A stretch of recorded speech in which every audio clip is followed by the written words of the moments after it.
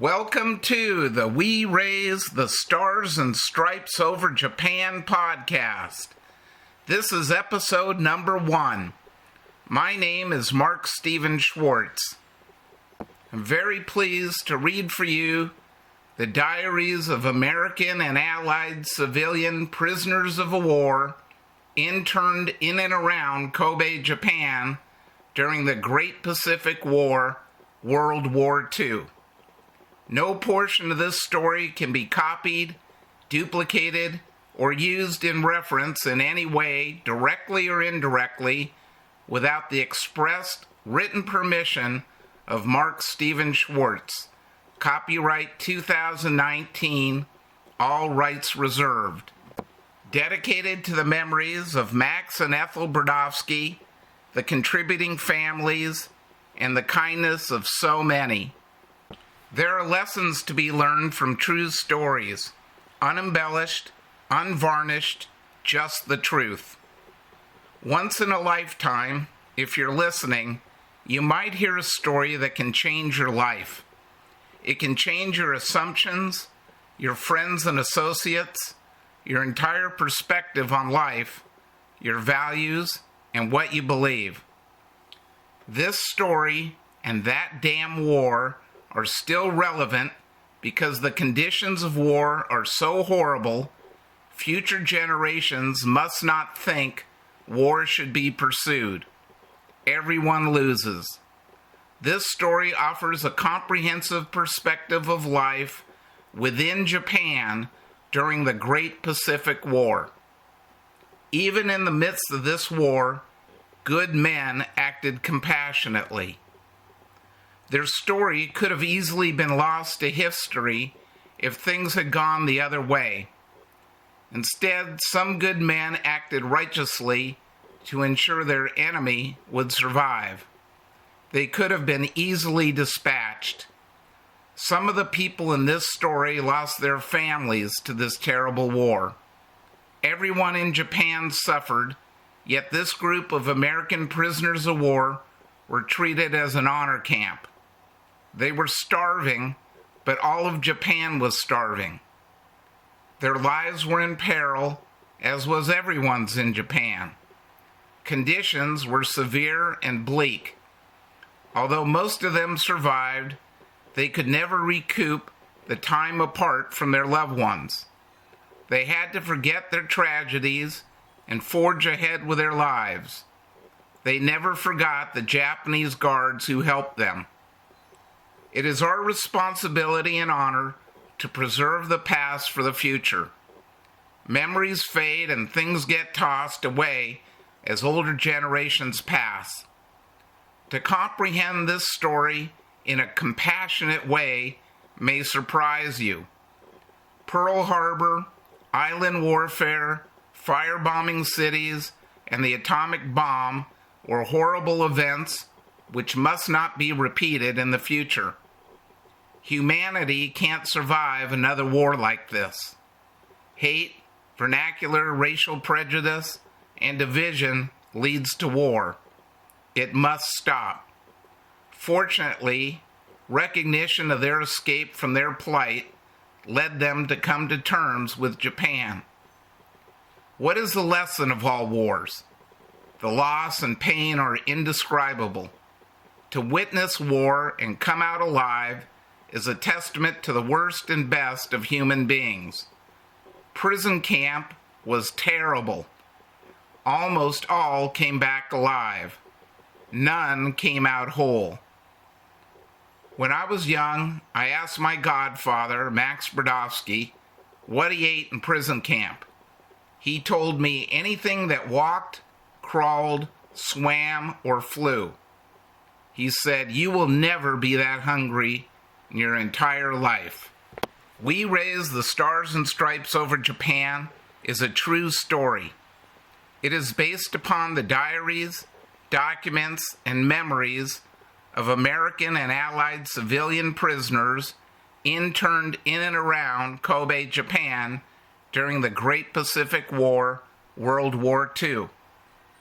It was sparked by a manuscript written by Max Brodowski, which he entitled We raised the Stars and Stripes over Japan.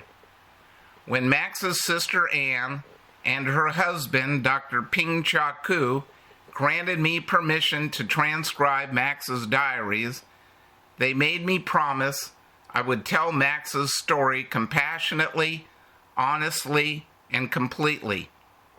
They had preserved the American flag Max brought back home from Japan and a list of his colleagues. The search to find these men and learn their stories began many years ago. Max and 3 of his colleagues became the first to raise an American flag over mainland Japan after Emperor Hirohito surrendered. The sacrifice it required on both sides is unfathomable. The fact that they were alive and allowed to do so is testament to the compassion of several of their prison guards. Their story depicts their life within Japan and the lives of their families back home. By the end of the war, these civilian internees and their guards had established mutual respect at a place called Fudutabi. Max Brodowski had been assigned to serve as the chief mechanic for Pan American Airways on the tropical island of Guam in November 1940. Max and his crew were kept busy performing maintenance and repairs of Pan American's Boeing B-314 Clippers, which flew into the Guam station. Max and Ethel lived a romantic life as part of the Pan Air station and socialized on the island. Ethel served as the den mother for Max's assistants, Robert Bob Vaughn and Grant Wells. Grant was a family man with his family back home in Oakland, and Bob was a rascal, but both of them were excellent mechanics, as demanded by Max.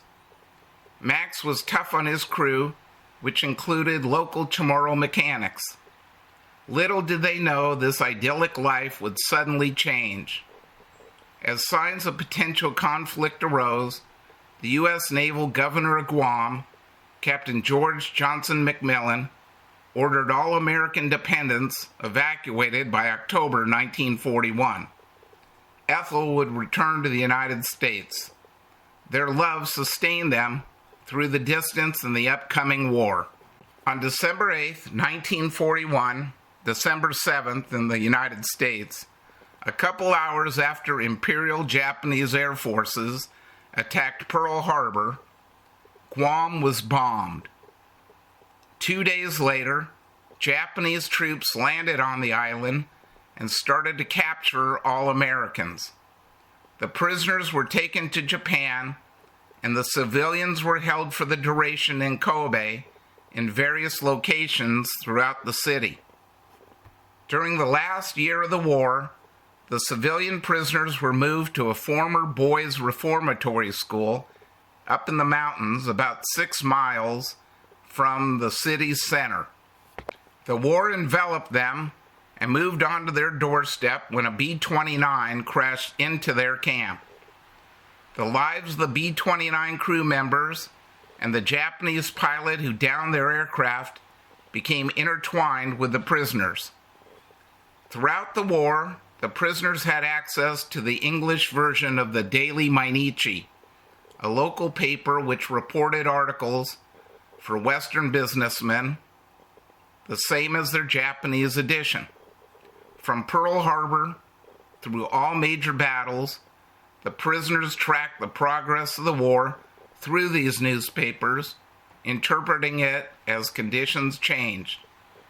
The report of treatment of the Japanese and Japanese Americans being held prisoner in the United States directly impacted these American prisoners in Japan. Many of the former internees agreed to be interviewed, along with their families, and Mr. Takatoshi Higasa, the former head guard. These men, their families, and those of the crew members of the B-29, which crashed into their camp, have lent their diaries, documents, and memories to create this story. edited lightly to ensure their flow of thought, grammar, and spelling. Unnecessarily provocative terms have been eliminated, but there are sentiments and terms that are unacceptable today, but were commonplace back then. I must respectfully apologize for their use in order to establish context. November 18th, 1940, Max Brodowski. Ethel and I boarded Pan American Airways flying boat California Clipper on our hop to Honolulu. We were on our way to Guam on a 2 to 3 year assignment as chief mechanic for Pan Air. The packing was rushed the night before as we received last-minute permission for Ethel to land on Guam from the naval governor of Guam. There was some apprehension as to trouble with Japan at that time, and the governor of Guam, Captain George J. McMillan, U.S. Navy, was somewhat foresighted. We took off at 12 noon from the surface of San Francisco Bay and headed south after a wonderful view of our San Francisco in the bright autumn sunlight. 2.5 hours later, after a good look at the California coastline, we landed at San Pedro. 1 hour stay refueling, and we were in the air again, headed westward towards Honolulu. The California coastline faded from view in the late afternoon sun, and we settled down to a routine flight over the longest overwater hop of commercial airlines. After a nice course hot dinner served by our steward, we settled down to some talk. Ethel then went to her comfortable Pullman-type berth, and I went to work relieving the flight engineer. The trip was uneventful, just routine as we always described it. At daybreak, we sighted the Hawaiian Islands, shrouded in rain clouds. We were flying above the cloud formations, and we beheld the most beautiful sunrise the eyes gaze upon, the sun coming up over the horizon of clouds. At approximately 7 a.m., we landed on the surface of Pearl Harbor, and we felt the caress of the balmy tropics. We were met by my old friend Nils Wicklund and Big Pete, who were Pan Air's maintenance heads at this station. After partaking of pineapple juice, we went to Big Pete's home and were greeted by his wife Edna and their daughter Pat.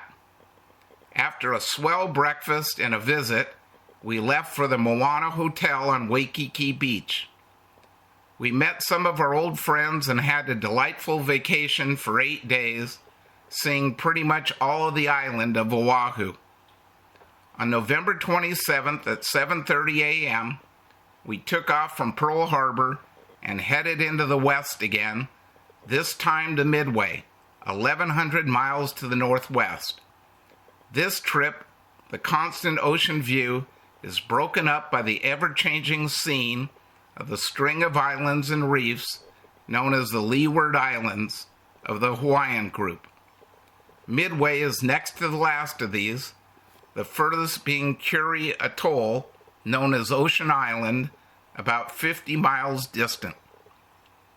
Midway had its coral reefs and lagoons with sand and eastern islands sitting off to the corner of this unbelievable blue lagoon. I was familiar with this place, having been stationed here during the winter of 39 and spring of 40. The interesting seabird life of this place is as remarkable as any to be found in the far reaches of the seven seas. I finally fulfilled one of my ambitions to show Ethel the Goonies, or Laysan albatross, which is the king of seabirds. After a comfortable night in the Pan Air Hotel, we were off the lagoon at daybreak on the 1,200-mile hop to Wake Island. Wake was a mess. A terrific typhoon had hit this place 2 weeks before, just devastating this place. We were greeted by such sights as a boat blown up on the middle of the island, buildings moved off